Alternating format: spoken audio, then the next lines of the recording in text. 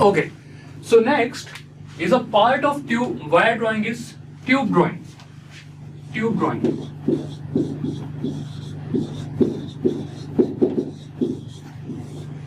In wire drawing you are drawing a wire, so in tube drawing most probably you will be drawing a tube.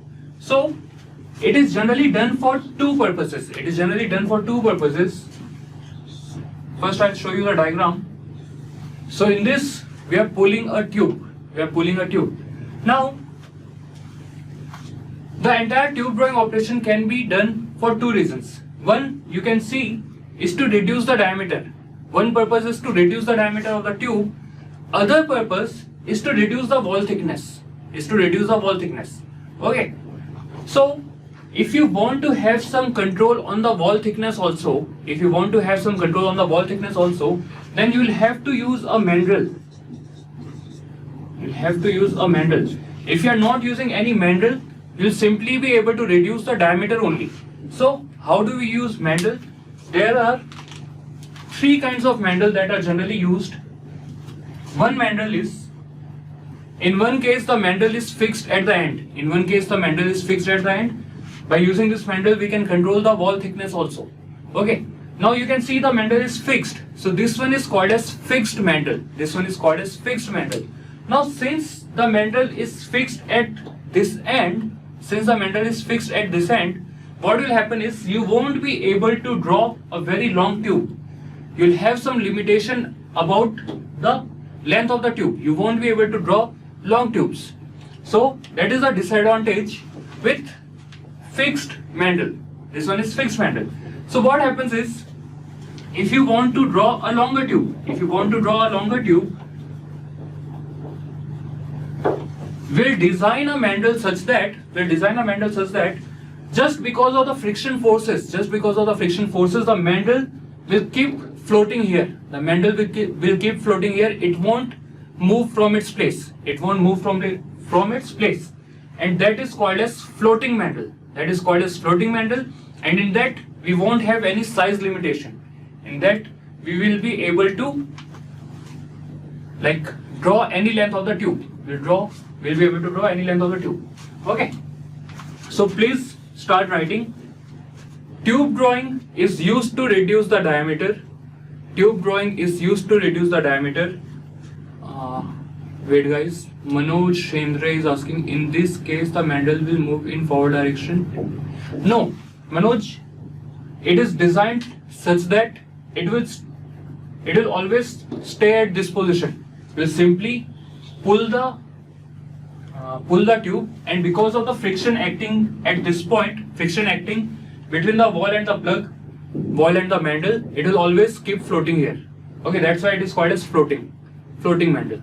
Okay. The operation is used to reduce diameter or wall thickness of tubes. And pipes. The tube drawing can be done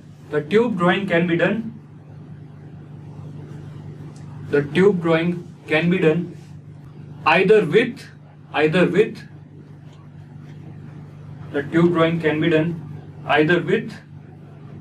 or without mandrel. The simplest method uses no mandrel. The simplest method uses no mandrel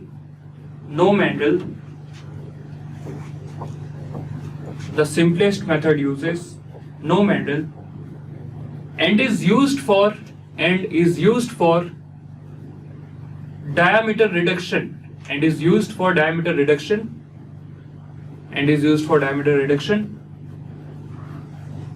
It is called as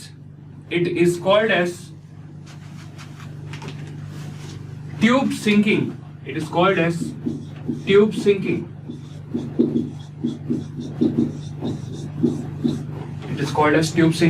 That is, the tube drawing without a mandrel is only for reducing the diameter, and it is also called as tube sinking. Okay. But inside diameter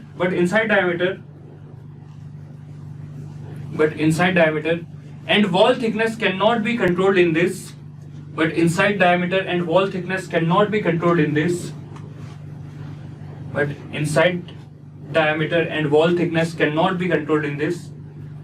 So mandrel is required. So mandrel is required. So mandrel is required. So mandrel is required. Next, write down fixed mandrel.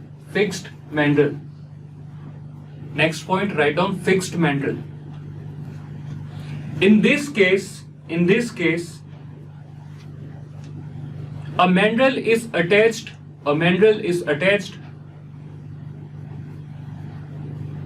In this case, a mandrel is attached to a long support bar. A mandrel is attached to a long support bar to control the inside diameter. And wall thickness during the operation.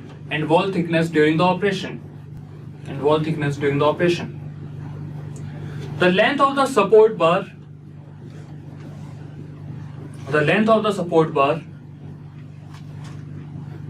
restricts the length of the tube.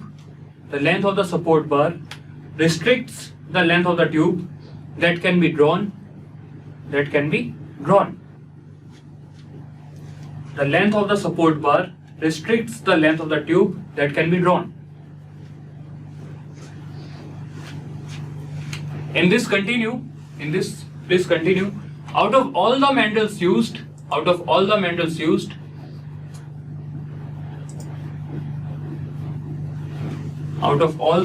used, fixed mandrel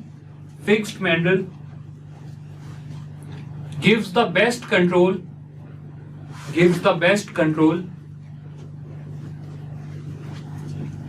over wall thickness, and internal diameter. Next is floating mandrel, also called as floating plug. As the name suggests,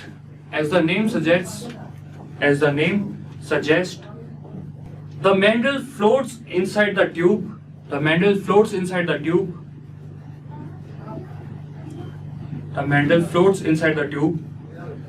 And its shape is designed so that it finds a suitable position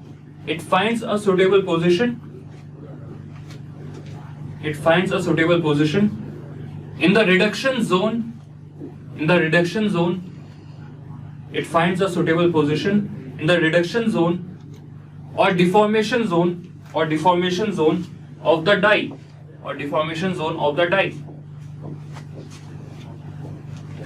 There is no length restriction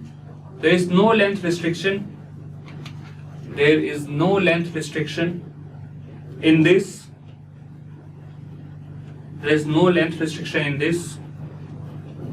When compared with fixed mandrel.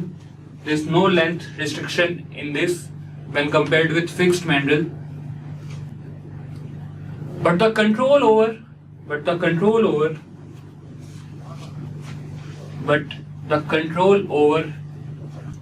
the internal diameter and the wall thickness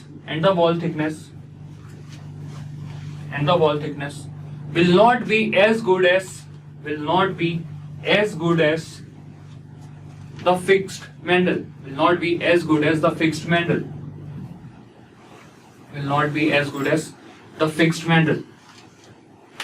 The third one is movable mandrel or moving mandrel, we say. So what happens in moving mandrel is, as the name suggests, the mandrel is going to move. It is called as moving mandrel. So whatever is the internal diameter of that size will take a mandrel, and this mandrel is going to move along with the tube. This is called as movable mandrel. I'll have to draw it again.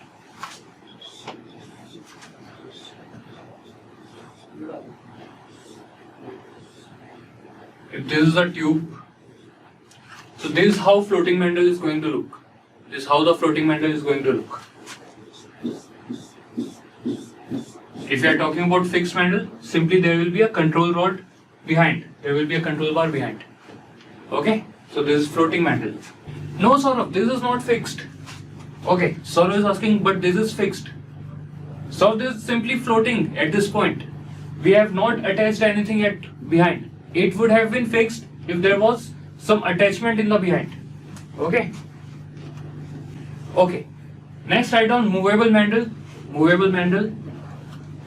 If the mandrel moves along with the tube, if the mandrel moves along with the tube, if the mandrel moves along with the tube, it is called as movable mandrel. It is called as movable mandrel. If the mandrel moves along with the tube, it is called as movable mandrel. It is used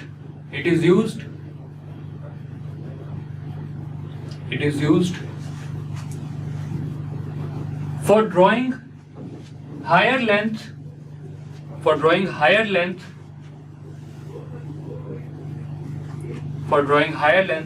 compared to the fixed mandrel, and getting better control